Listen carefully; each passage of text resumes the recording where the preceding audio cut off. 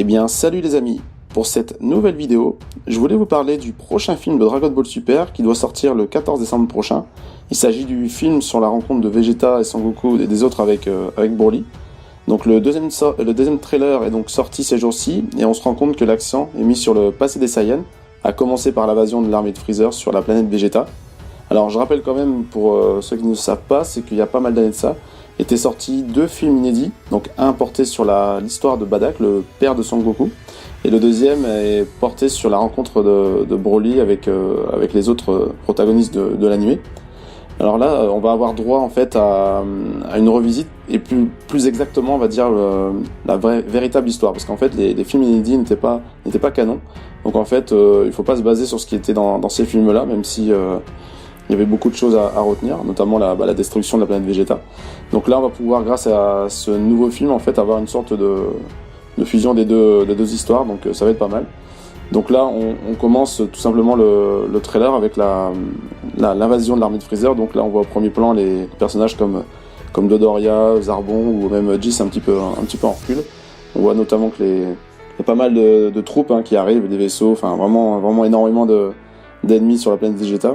Sur la deuxième image, on voit que on voit le commando Ginyu en fait qui prend sa pose habituelle quand il se présente devant ses adversaires. Donc là, on voit un petit peu tous les différents éléments. Et aussi un petit peu plus loin, on voit encore Zarbon et Dodoria qui se posent aussi devant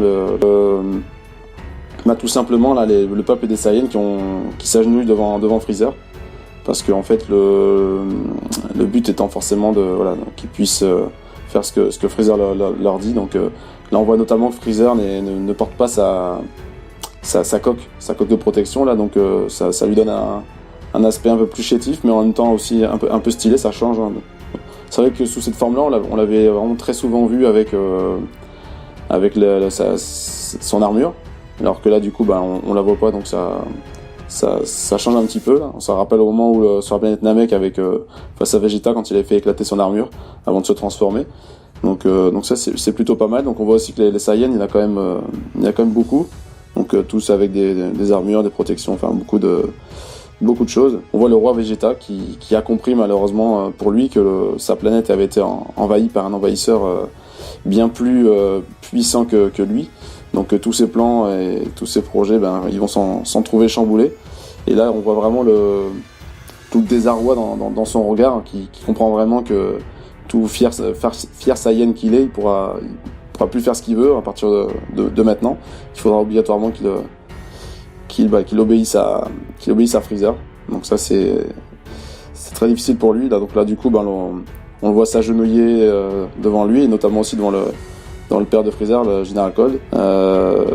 Donc ouais, c'est vraiment un moment symbolique du film pour le moment. C'est vraiment le moment où les Saiyans qui étaient libres de faire ce qu'ils voulaient, c'est-à-dire envahir les planètes, là se rendent compte que finalement c'est eux qui se font envahir et donc vont devoir obéir à Freezer, à toute son armée. Donc là sur la suite, bien évidemment le film va parler aussi de l'enfance de Sangoku.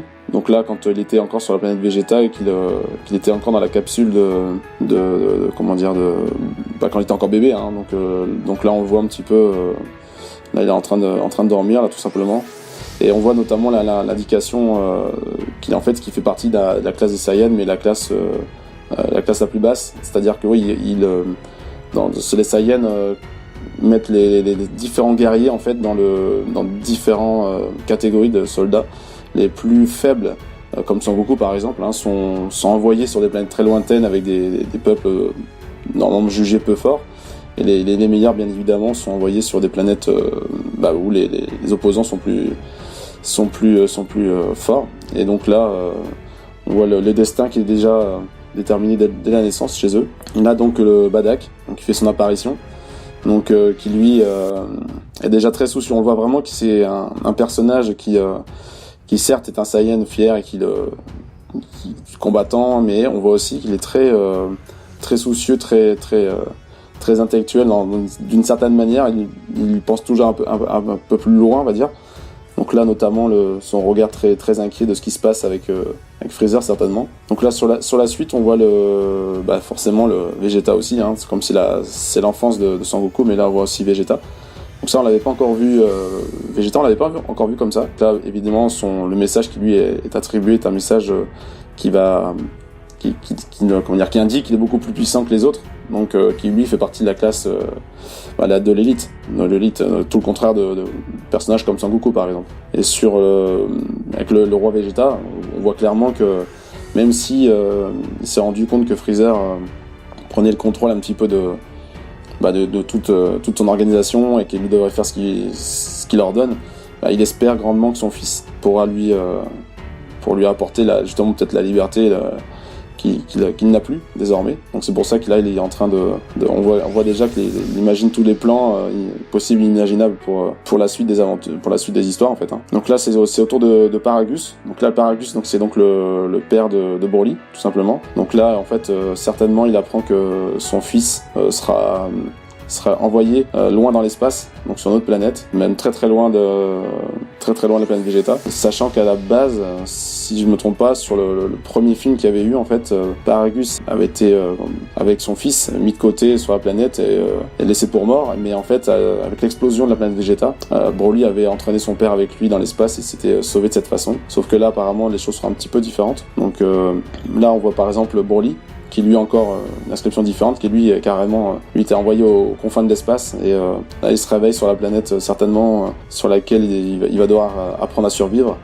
Donc ce qui explique d'ailleurs la petite différence entre l'ancien Broly et le nouveau Broly, avec le nouveau Broly qui est beaucoup plus dans un style un petit peu enfant sauvage que le premier, où on pouvait voir qu'il était beaucoup plus avec des bijoux un peu plus nobles ou autres, que ce Broly là vraiment un côté beaucoup plus sauvage, ce qui change vraiment beaucoup de style quand même si ça reste Broly, hein, mais et donc là forcément Freezer qui complote, donc qui observe un petit peu tous les allées et venues, donc certainement qu'il se passe quelque chose sur la planète Vegeta, peut-être l'annonce de la naissance du fils du roi Vegeta, ou enfin peut-être tout à fait autre chose, je ne sais pas. En tout cas tous les Saiyans se réunissent pour fêter ça peut-être, et donc du coup c'est là que certainement la Freezer a l'idée de faire exploser la planète Vegeta pour les anéantir tous, parce qu'il sent la menace de ce peuple en fait contre lui et son armée. Et là donc on voit donc la maman de Sangoku et ainsi que son père qui sont qui décident certainement de sauver son fils en le mettant dans une capsule, en décidant de l'envoyer sur la planète Terre, ou peut-être une autre planète, mais en tout cas le faire partir de la planète Vegeta, ça c'est sûr. Donc là ils le font vraiment de façon très s'ils lui disent au revoir, c'est un moment à mon avis qui va être très très très touchant, dans le sens où il dit vraiment adieu, parce qu'ils se rendent compte que si jamais il reste sur la planète, ils subiront très certainement le même sort qu'eux. Donc là on les voit regarder la capsule qui s'éloigne donc dans l'espace, en lui sautant certainement un meilleur sort qu'eux peut-être, mais là idem, on sait pas trop ce qui va pousser peut-être Bardock à se révolter. On sait pas si, comme dans le premier film, il y aura un système il va voir un petit peu l'avenir, voir ce qui se passe, et pour ça qu'il va essayer de prévenir tout le monde, ou alors ça se passera tout à fait différemment, on saura pas du tout, c'est quelque chose de beaucoup plus basique. Ça ce sera aussi la surprise. Et donc là tout simplement Freezer qui met ses plans en exécution, donc qui envoie cette boule de ki géante sur la planète Vegeta, tout simplement pour l'exterminer. Donc exterminer tous les Saiyans, en tout cas tous ceux présents sur la planète, donc mis à part Son Goku, Vegeta, Broly. Et donc son but c'était vraiment de tous les exterminer le plus tôt possible avant que ça soit vraiment une menace pour lui. Donc vraiment là on voit la boule de feu qui est vraiment gigantesque par rapport à la planète, c'est vraiment énorme là.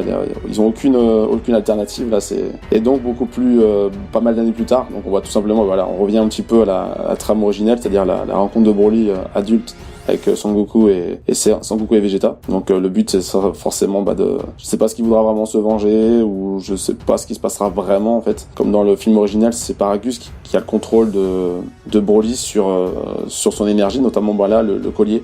Donc là le collier il a un petit peu changé, enfin même beaucoup même par rapport au collier original où c'était un collier en or avec pierre précieuse. Là, ça fait vraiment collier basique. Sur le reste, on voit Broly qui est déjà en train de s'énerver, de montrer toute sa puissance. Et ça annonce du lourd pour la suite de ce film.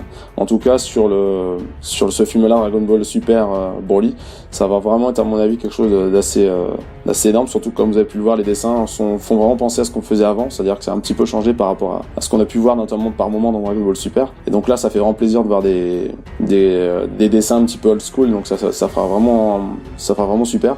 Donc sur la suite, on verra un petit peu là. Donc d'ici le 14 décembre. Donc n'hésitez pas à commenter, à liker, abonnez-vous. Et moi, je vous dis à très vite pour plus de vidéos.